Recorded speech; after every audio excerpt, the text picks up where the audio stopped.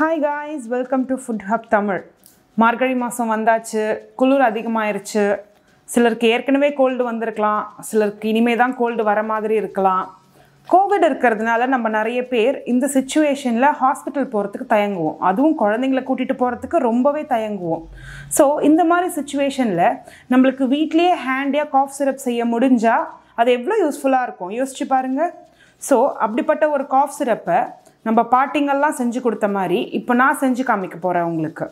So இதுக்கு first தேவையான பொருள் என்னன்னு பார்த்தீங்கன்னா ஜிஞ்சர் வந்து கட் பண்ணி ஸ்லைஸ் பண்ணி வச்ச ஒரு 4 பீஸ் ஜிஞ்சர் மட்டும் இல்லாமல் இது கூட கொஞ்சம் சுக்கும் சேர்த்துக்கிட்டிங்கன்னா இன்னும் யூஸ்ஃபுல்லாக இருக்கும்.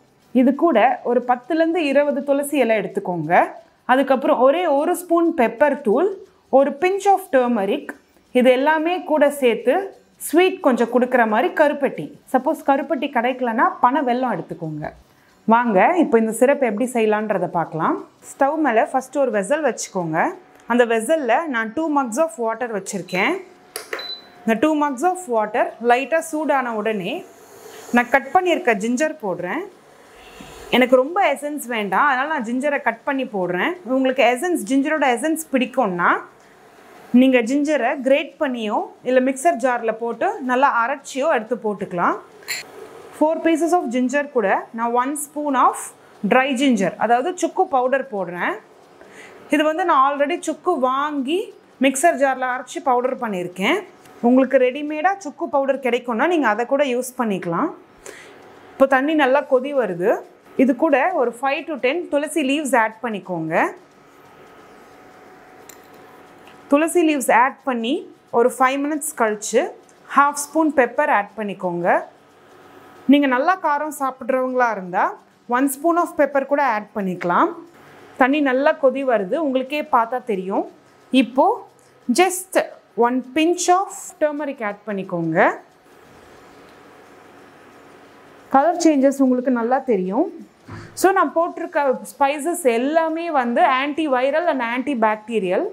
உங்களுக்கு எப்பேற்பட்ட கோல்டாக இருந்தாலும் காஃபாக இருந்தாலும் அது சரி பண்ணிடும்.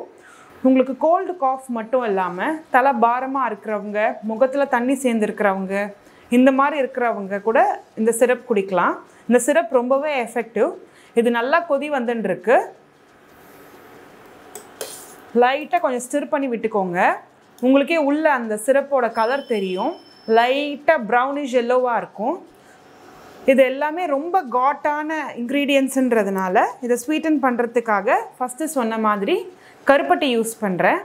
கருப்பட்டி எனக்கு கொஞ்சம் ஸ்வீட் ஜாஸ்தியாக வேணும், அதனால் நான் ஒரு 4 teaspoons ஆட் பண்ணிக்கிறேன். உங்களுக்கு நீங்கள் ஸ்வீட் கம்மியாக எடுத்துக்கிறவங்களா இருந்தால் நீங்கள் 2 to 3 teaspoons யூஸ் பண்ணிக்கோங்க, போதும். ஸ்டவ் ஆஃப் பண்ணிடுறேன். உள்ளே இருக்க சூட்லேயே அந்த கருப்பட்டி நல்லா மெல்ட் ஆகிடும். இந்த சிரப்போட கலர் பார்த்தாலே தெரியும், எல்லா இன்க்ரீடியன்ஸுமே நல்லாவே பிளெண்ட் ஆகிருக்கு. சிரப் செஞ்சு முடிச்சாச்சு. வாங்க இது இப்போ ஸ்ட்ரெயின் பண்ணலாம். நான் ஃபஸ்ட்டு சொன்ன மாதிரி இந்த சிரப் வீட்டில் இருக்க சின்ன குழந்தைங்களுக்கு கூட கொடுக்கலாம். ஆனால் சின்ன குழந்தைங்களுக்கு ரொம்ப அதிகமாக கொடுக்கக்கூடாது. நான் கையில் வச்சுருக்க கப்பில் பாதி அளவு கொடுத்தா போதும், அதுவே குழந்தைங்களுக்கு போதுமானது. இந்த சிரப்பை நம்ம 2 to 3 weeks ஃப்ரிட்ஜில் வச்சு கூட யூஸ் பண்ணலாம். ஒரு பாட்டிலில் ஸ்டோர் பண்ணி ஃப்ரீஸ் பண்ணிக்கோங்க. எடுத்து யூஸ் பண்ணும்போது ஒரு 1/2 டம்ளர் ஹாட் வாட்டர் எடுத்துகிட்டு இந்த சிரப்பை அது கூட ஆட் பண்ணி கொஞ்சம் வார்மாக குடிச்சிங்கன்னா உங்கள் கோல்டுக்கு இன்னும் எஃபெக்டிவாக இருக்கும். இது ட்ரை காஃப், வெட் காஃப் எல்லாத்துக்குமே யூஸ் பண்ணலாம். பெரியவங்க இதை 2 days once 3 days once எடுத்துக்கலாம். குழந்தைங்களுக்கு இந்த 1/2 cup அளவு ஆல்டர்னேட் டேஸ் கொடுக்கலாம். இந்த சிரப் குடிக்கிறதுக்கு பெஸ்ட் டைம் எதுன்னு கேட்டிங்கன்னா நைட் டைம். ஏன்னா நைட் டைம் தான் கோல்டு நம்மளை வந்து வாட்டி எடுக்கும், இரும்பல் ரொம்ப அதிகமாக வரும்.